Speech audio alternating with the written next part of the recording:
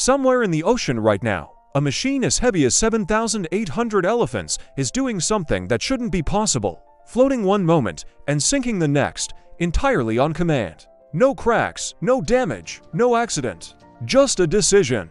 And once it disappears beneath the waves, it can stay there, hidden and self-sufficient, for months without ever coming up for air. So how does a hunk of steel this massive control whether it floats or sinks at will? And what actually keeps dozens of people alive inside it, in total darkness, thousands of feet down, for weeks on end? The answer involves some of the most elegant physics in engineering, and it starts with a 2,000-year-old idea from a man in a bathtub. Submarines are one of the strangest machines humans have ever built because they're designed to break a rule every other ship depends on. A cargo ship, a cruise liner, a canoe, all of them are built to float permanently. A submarine has to do the opposite trick twice, float when it needs to, and sink when it needs to, switching between the two whenever its crew decides. In the next few minutes, we're going to break down exactly how that's possible, starting with the basic physics of floating and sinking, then working through the tanks, fins, and reactors that let a submarine control its own weight, steer through open water, and generate everything a crew needs to survive without ever seeing daylight. By the end, you'll understand not just how a submarine dives and resurfaces, but why the real limit on how long it can stay underwater has almost nothing to do with the ocean at all. Picture something as heavy as 7,800 elephants, made almost entirely of steel. By every instinct you have, that should sink the moment it touches water. And yet, ships built from the same steel float every day. So what's really going on? The answer isn't the material, it's the shape. A ship's hull is hollow, packed with air. What matters for floating isn't how heavy something is, it's how much water it pushes out of the way, called displacement. If the weight of the water an object pushes aside is greater than the object's own weight, it floats. If it's less, it sinks. That's the whole secret, and it's over 2,000 years old, first worked out by the Greek scientist Archimedes in his bathtub. A submarine plays a strange trick with this rule. Unlike a cargo ship, which only ever wants to float, a submarine has to float one moment and sink the next day on command, at a time its crew chooses. That means it can't just be built like a ship. It needs a way to change its own weight at will, adding mass to sink and shedding it to rise, without ever touching the seafloor or losing structural strength under crushing pressure. That single requirement, controllable buoyancy, is the starting point for almost everything a submarine is built to do. And solving it took one of the more elegant pieces of engineering in the entire history of the sea. Here's the trick. A submarine carries its own ocean inside it. Sandwich it between its outer hull and the strong inner pressure hull that holds the crew are ballast tanks, essentially giant, controllable holding tanks for either air or seawater. On the surface, those tanks are full of air, so the submarine displaces far more water than it weighs, and it floats high, just like a normal ship. To dive, the crew opens vents at the top of the ballast tanks. Trapped air rushes out, and seawater rushes in through openings at the bottom, flooding the tanks. As water replaces air, the submarine gets heavier and heavier relative to the water it displaces, until it weighs the same as the water around it, and it slips beneath the surface. This is the part that surprises people. A submarine underwater isn't trying to sink to the bottom like a stone. It's engineered to reach neutral buoyancy, a state where it weighs exactly the same as the water it displaces, so it neither floats up nor drops down. It essentially becomes suspended in the ocean, just like a fish adjusting its swim bladder. Getting to that balance point on purpose, using nothing but flooded and vented tanks, is what lets a 7,800-ton machine disappear beneath the waves as smoothly as a submerged breath. But reaching neutral buoyancy is only half the challenge. Staying there is a different problem entirely. Neutral buoyancy sounds like a stable resting point. In practice, it's closer to balancing a pencil on its tip. The ocean isn't uniform.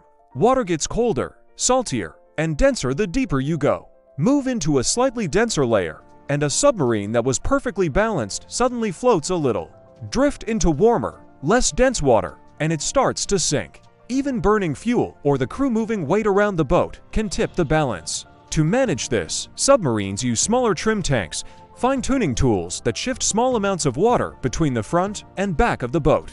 correcting for weight that's unevenly distributed, the way you'd shift your feet to stay balanced on a wobbling boat. But the real, moment-to-moment control comes from something borrowed straight from aviation: hydroplanes. These are angled fins mounted near the bow and the stern that work exactly like an airplane's control surfaces. As the submarine moves forward, tilting these fins up or down pushes the nose to climb or dive, letting the crew control depth actively and precisely, rather than waiting on buoyancy alone.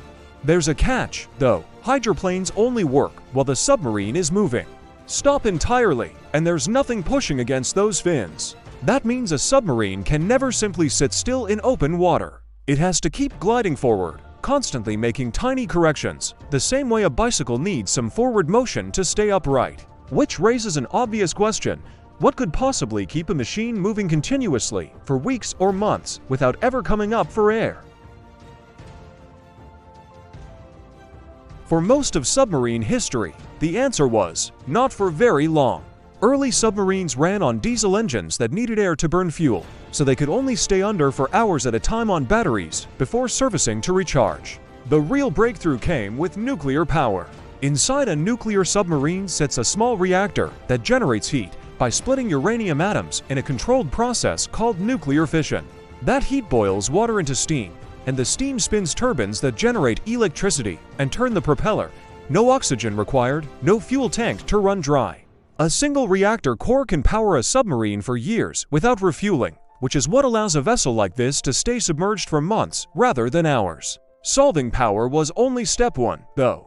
A sealed steel tube full of people also needs air to breathe and water to drink. Submarines solve both with the same source, the ocean itself. A process called electrolysis uses electricity from the reactor to split seawater into oxygen, which is pumped into the boat's air supply, and hydrogen, which is safely vented outside.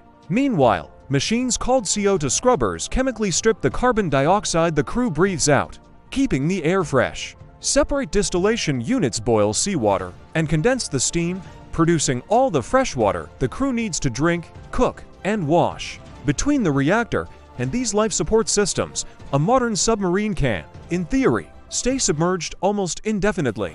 There's really only one resource nuclear power and seawater can't manufacture: food. And that turns out to be the true limit on how long any submarine can stay down.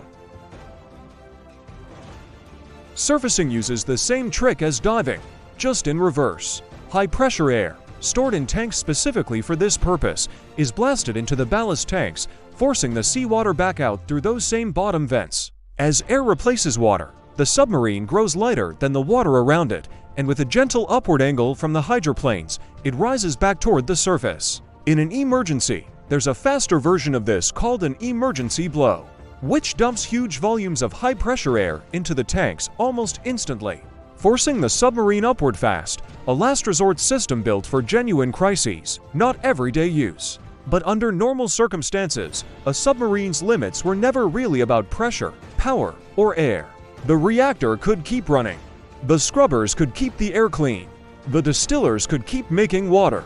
What runs out first is food storage, and eventually, the human need for daylight, space, and contact with the outside world. A submarine's endurance, in the end, isn't capped by engineering.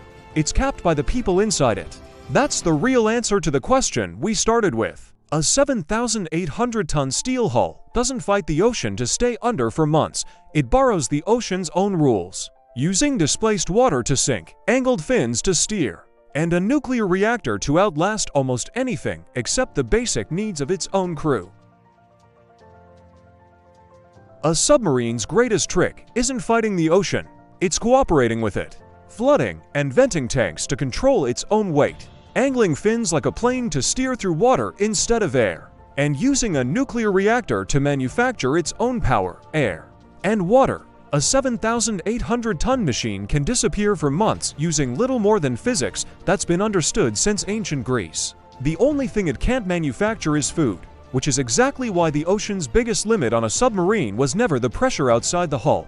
It's the people inside it. If you want more stories that explain the hidden engineering behind the machines that shape our world, hit subscribe.